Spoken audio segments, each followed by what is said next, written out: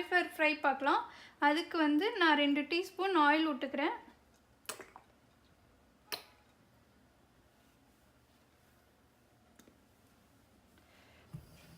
Oil நல்லா கொதிச்சதும்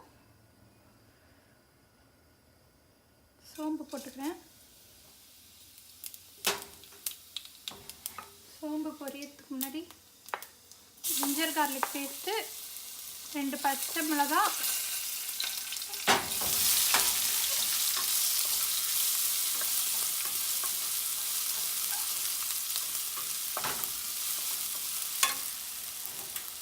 onion, 2 onion போடுறேன்.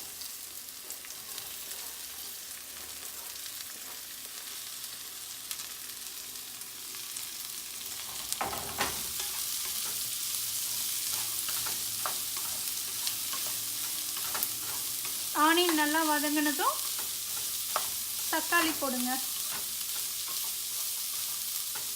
வந்து வதங்கிடுச்சு. இந்த ஸ்டேஜில் நம்ம வந்து தக்காளி வந்து ஒரு தக்காளி நான் கட் பண்ணி வச்சுருக்கேன், அதை ஆட் பண்ணுறேன்.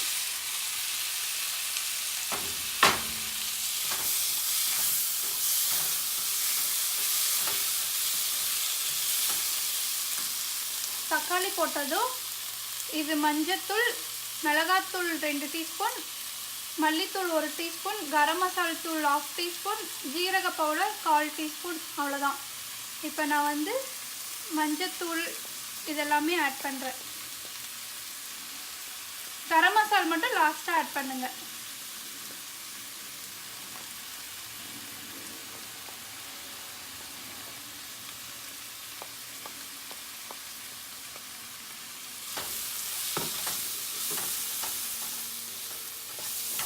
நல்லா மிக்ஸ் பண்ணி விட்டுக்கோங்க.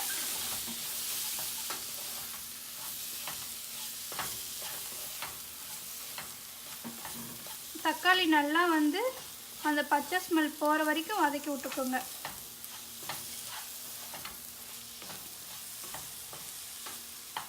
இந்த ஸ்டேஜில் நான் வந்து கரம் மசாலா தூள் 1/2 டீஸ்பூன் ஆட் பண்ணுறேன். நல்லா மிக்ஸ் பண்ணி விட்டுக்கோங்க. காலிஃப்ளவர் எப்பயுமே வந்து செய்யும்போது சுடுதண்ணியில் போட்டு எடுத்துட்டு அப்புறம் நீங்கள் வந்து குக்கிங்க்கு யூஸ் பண்ணுங்கள். ஏன்னா அதில் ஏதாவது பூச்சி ஏதாவது இருந்துச்சுன்னா கூட சுடுதண்ணியில் அப்படியே வந்துடும். இப்போ நான் பாருங்கள் சுடுதண்ணியில் போட்டு எடுத்து வச்சுருக்க காலிஃப்ளவர் ஆட் பண்ணுறேன்.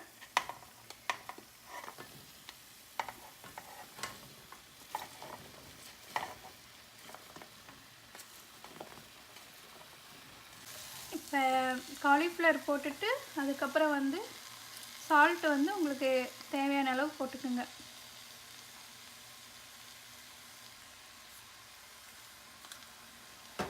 போட்டு எல்லாத்தையும் நல்லா மிக்ஸ் பண்ணி விட்டுருக்குங்க.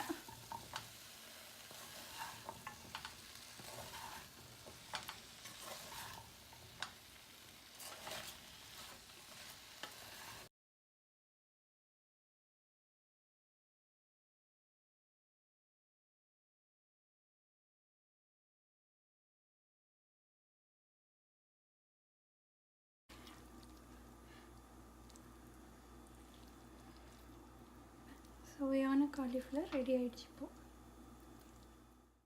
காலிஃப்ளவர் ஃப்ரை இப்போ ரெடி ஆகிடுச்சு. உங்கள் வீட்லேயும் நீங்கள் செஞ்சு பார்த்துட்டு எப்படி வந்ததுன்னு சொல்லி உங்களோட கமெண்ட் ஷேர் பண்ணுங்கள். இந்த வீடியோ பிடிச்சிருந்தா சேனலை சப்ஸ்கிரைப் பண்ணுங்கள். தேங்க்யூ.